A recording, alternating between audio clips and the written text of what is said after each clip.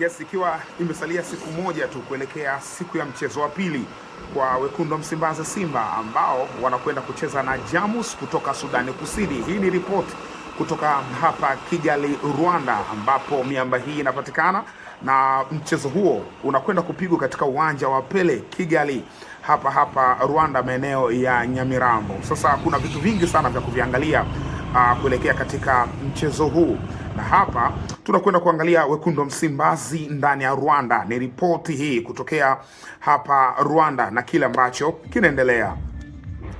Bwana, awali yoyote naamini mko vizuri kabisa. Sasa hapa nataka tupige story, niwapitishe kwenye baadhi ya vitu ambavyo vinaendelea hapa Kigali, Rwanda, ambapo mnyama ndio yupo. Kubwa zaidi, kesho mnyama anaingia katika mchezo wake wa pili wa michuano ya Sekafa Kagame Cup na wanakwenda kucheza dhidi ya Jamus. Jamus ni timu kutoka Sudani Kusini ambayo ilimfunga Singida magoli 2-0, lakini miongoni mwa note za kuzizingatia ni ili Simba anakwenda kucheza mzunguko wa pili wa hatua ya makundi. Kumbukwe mzunguko wa kwanza wa hatua ya makundi, kila kundi kwanza lina mechi tatu. Kila kundi lina mechi tatu, makundi yapo matatu. Makundi matatu haya, kila kundi inatoka timu moja ina qualify kwenda hatua ya nusu finali. Zitakuwa timu tatu zimekwenda. Mmoja ni best loser katika makundi haya matatu. Sasa best loser manake at least awe na pointi 4. Huyo ndo anakuwa best loser. Sasa mnyama Simba jana kwanza wakati KVZ wanacheza na Rayon Sport, ilikuwa ndo ili tunasema raundi ya kwanza inamalizika, raundi ya kwanza ya hatua ya makundi. Kwa hiyo sasa hivi tunaingia katika raundi ya pili. Leo hii kuna michezo ambayo inaingia katika raundi ya pili. Sasa Vipers wanacheza leo na Gor Mahia katika hiyo raundi ya pili, lakini Mogadishu City nao lakini na timu nyingine zinacheza mbili leo, nasahau hapa kwa haraka. Nadhani Garda Republicano kutoka kule Djibouti wanacheza dhidi ya APR. Yes, dhidi ya APR kutoka hapa. Sasa kwenye hii raundi ya pili ni raundi ya kimaamuzi. Yaani timu ambayo ilifungwa katika raundi ya kwanza ikifungwa tena katika raundi hii, maana yake hawana chao. Lakini timu ambayo ilishinda katika raundi ya kwanza ikishinda katika raundi hii, maana yake automatic asilimia kubwa inakuwa imequalify. Inategemea pia na matokeo mengine atakuwa vipi. Lakini raundi hii ya pili inaanza leo, ni raundi ya kimaamuzi ya kujua nani anakwenda nani anabaki kwa asilimia kubwa. Simba wanacheza kesho raundi ya pili dhidi ya Jamus, hiyo ya Sudani Kusini. Simba hapa Rwanda, namna ambavyo inaangaliwa ni kwa tofauti kabisa. Ukidodosa kwa watu wengi Wanyarwanda wengi kuhusu msimu huu, wanaipa nafasi kubwa Simba na Al Hilali. Hizo timu mbili na share kusema hii pia katika moja session huko nyuma, kwa maana timu mbili ambazo zinapewa nafasi kubwa zaidi ya kufanya vizuri katika kampeni ya msimu huu ya michuano hii ya Sekafa. Kwenye kikosi cha Simba, awali kwanza nilitoa taarifa katika moja ya session iliyopita huko nyuma, nilisema kwamba tayari Elim Panzu ameshaingia hapa. Hapana, Elim Panzu bado hajaingia kikosini. Hebu nisahihishe pale. Bado Elim Panzu hajaingia kikosini, lakini pia Alassane Kante naye bado hajaingia kikosini. The rest wapo. Libase Geye tayari tangu jana alisharejea, na wenyewe Simba waliposti picha katika mtandao wao wa kijamii wakionyesha tayari Libase Geye ameshaingia ndani ya ardhi hii. Lakini kwa upande wa wachezaji wengine wako vizuri. Sasa baada ya mechi ile iliyopita kumalizika, mashabiki wengi wa Simba wa hapa Rwanda walikuwa kama wameumizwa hivyo, wamelalamika kwamba imekuwaje best squad imekaa bench alafu wameingizwa wachezaji ambao huaga wapate nafasi mara kwa mara.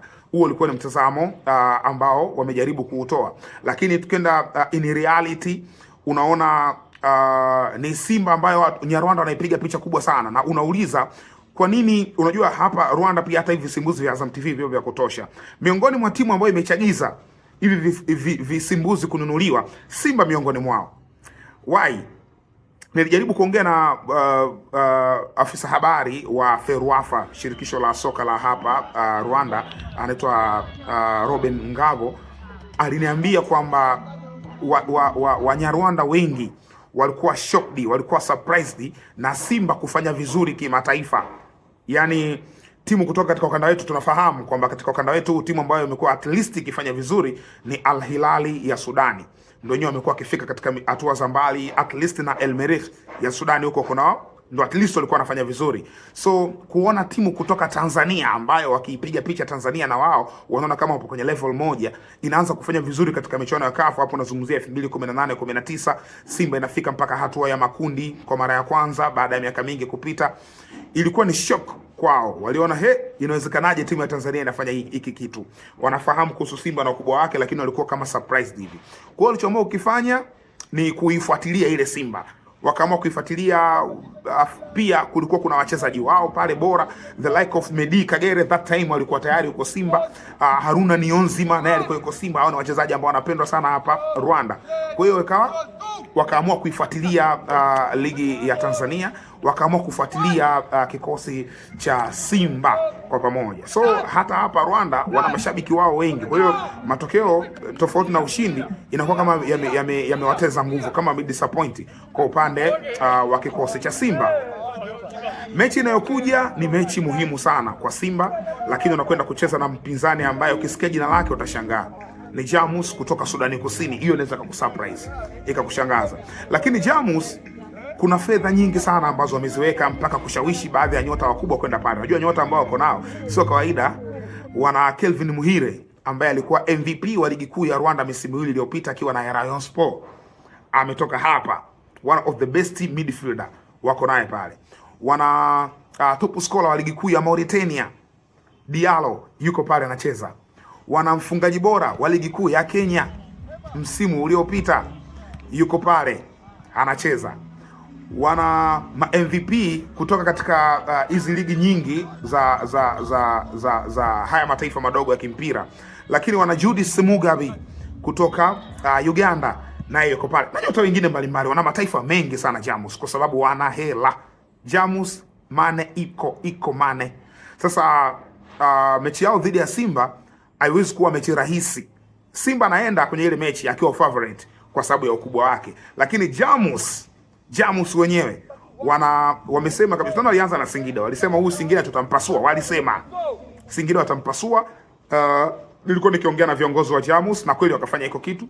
Wanakwenda katika mchezo mwingine dhidi ya Simba na wenyewe pia wana matumaini ya kufanya vizuri dhidi ya Simba, na lengo ni kujitangaza. Wanaamini wakizifunga hizi klabu kutoka katika mataifa yenye mashabiki wengi, na hizi ni klabu zenye platform kubwa, kwa hiyo wanaamini wakizifunga hizi timu wao itawabeba, wataendelea kujitangaza zaidi. Kwa hiyo ni kama wanatakia sifa hivi kucheza na hizi timu za Tanzania katika michuano hii ya Sekafa. Na Jamus wako fiti sana, yaani uwanjani ukiangalia fitness level yao ni kubwa kwa kile ambacho wanakionyesha. So Simba wana mechi muhimu, mechi ya pili, mechi ambayo wanahitaji ushindi ili kufufua matumaini yao, kuweka matumaini hai kwenda hatua inayofuata ya michuano hii ya Sekafa Kagame Cup. Wanyarwanda wengi wanatamani kuiona Simba ikifika hatua ya nusu finali. Simba ikifika hatua ya nusu finali. Na jana nilikuwa na president wa Rayon Sport baada ya mechi kumalizika, nikamuuliza, akasema na wayataka Simba. Alisema hayo maneno. So let's see, tuone mambo yatakuwa vipi katika michezo ya leo. Tuendelee kufuatilia michuano hii ambayo imekuwa na msisimko na bora kabisa, na unaipata kupitia Azam Sports kwa lugha ya Kiswahili. Na mimi niko hapa naendelea updates mbalimbali. Hii ni Mzinga Sports. Usisahau kusubscribe, kucomment, kulike na kushare. Lakini pia una nafasi kwenye comment yako ya kuniandikia comment kwamba unaona Jamus anatoboa mbele ya mnyama Simba. Unamwona Jamus wa Sudani Kusini anatoboa mbele ya Simba? Niandikia comment yako kwenye comment section hapo, bila kusahau kusubscribe Mzinga Sports.